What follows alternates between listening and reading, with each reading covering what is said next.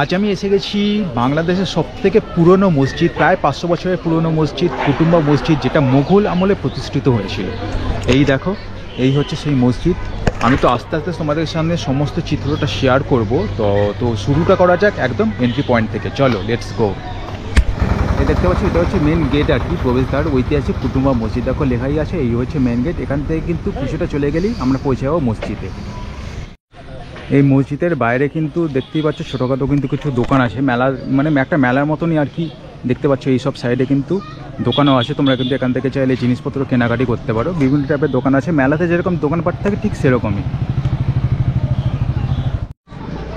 এই হচ্ছে প্রবেশ পথ, আস্তে আস্তে ভেতরের দিকে প্রবেশ করছি। ঢোকার মুখেই কিন্তু আমি এই হিস্ট্রিটা দেখতে পেলাম, তোমরা পজ করে দেখে নিতে পারো।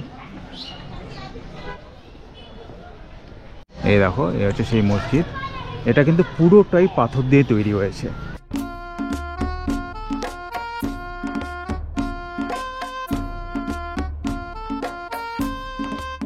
এটা কিন্তু পুরোটাই পাথরের তৈরি, দেখো পুরোটাই কিন্তু পাথর খোদাই করে করে তৈরি করা আছে। অসাধারণ কিন্তু কারুকার্য।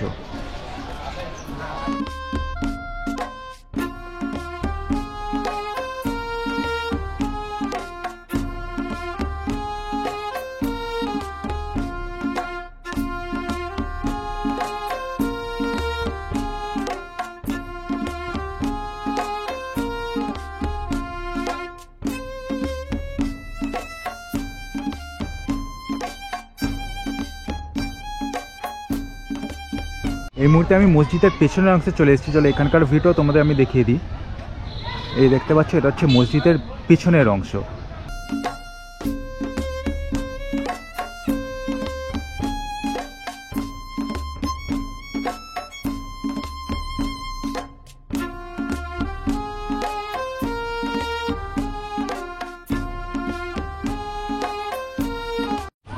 এই দেখো, মসজিদের ভেতরে কিন্তু এই মুহূর্তে নামাজ পড়া হচ্ছে। এই দেখো,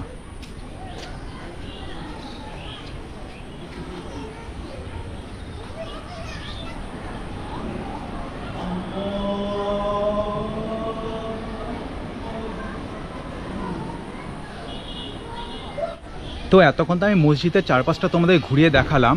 আর এই দেখো, এই মসজিদ, আর এখানে কিন্তু অনেক বড় বড় পাথর এনে কিন্তু এই মসজিদটা তৈরি করা হয়েছিল। এত বড় যে পাথর এখানে এনে যে তৈরি করা হয়েছে, তখন কিন্তু তো যোগাযোগ ব্যবস্থা তো ভালো ছিল না। কিভাবে করেছেন? আমার জানা মতে এই মসজিদ থেকে, এই মসজিদের উত্তরে আত্রাই একটি আছে, নদী আছে। ওই নদীর নাম আত্রাই নদী। আচ্ছা, ওই নদী পথে নৌকায় করে পাথরগুলো আনা হতো, নিয়ে ওই নৌকা থেকে ফেলে দেওয়ার পরে পাথরগুলো হাতির পিঠে করে পাথরগুলো এখানে আনা হতো। ওরে, হাতির পিঠে করে আনা হয়েছিল। হ্যাঁ, তারপর এখানে এইভাবে তৈরি করা হয়েছে বড় বড় পাথর দিয়ে। তৈরি করা হয়েছে। মানে তখন যানবাহন হিসেবে হাতিকেই ব্যবহার করা হয়েছিল। এখানে কিন্তু একটা ছোটোখাটো ফোয়ারা দেখতে পাচ্ছি। আর এই যে জায়গাটা দেখতে পাচ্ছি, এখানে কিন্তু বিভিন্ন জায়গা থেকে জনসাধারণ এসে কিন্তু এখানে সিন্নি রান্না করছেন। এই দেখো, এখানে কিন্তু এখন খাওয়া দাওয়া হচ্ছে আর কি। এই জায়গায় কিন্তু খাওয়া দাওয়া করা হয়।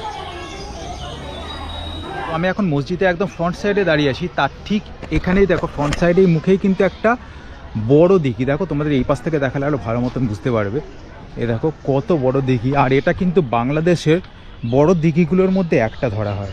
আর এটা কিন্তু চতুষ্কোণ দিঘি, অর্থাৎ চারিদিকেই কিন্তু সমান। আর এটা কিন্তু 77 বিঘা জলা আর কি, মোটামুটি 77 বিঘা জমি নিয়ে এই দিঘিটা তৈরি হয়েছে। দেখো, এখান দিয়ে কিন্তু সিধে নেমে যেতে হবে অনেকটাই। তো চলো আমি নিচে গিয়ে তোমাদের একটু ভালো মতন দেখাচ্ছি।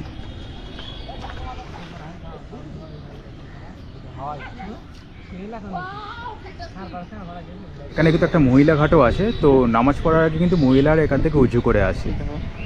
এই দেখো, এই হচ্ছে সেই ঘাট।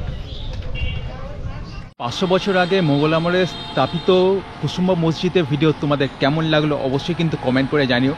আর এরকমই নতুন নতুন ব্লগ দেখার জন্য চ্যানেলটাকে সাবস্ক্রাইব করে পাশে থাকো। আমার সাথে সরাসরি কথা বলতে হলে এই হচ্ছে ইনস্টাগ্রাম আইডি, তোমরা ওখানে গিয়ে ফলো করে ম্যাজিক আমি সাজেস্ট করতে পারো কী ধরনের ব্লগ তোমরা আমার চ্যানেল দেখতে চাও। আমি অবশ্যই তোমাদের রিকোয়েস্ট রাখবো। তো চলো, খুব তাড়াতাড়ি কিছু নতুন একটা ব্লগের সাথে, ততক্ষণ সবাই ভালো থাকবে, সুস্থ থাকবে এবং ক্যালকাটার ছবিতে সাথে সবসময় জুড়ে থাকবে, কারণ এখানে অনেক অনেক মজা হয়। চলো, টাটা।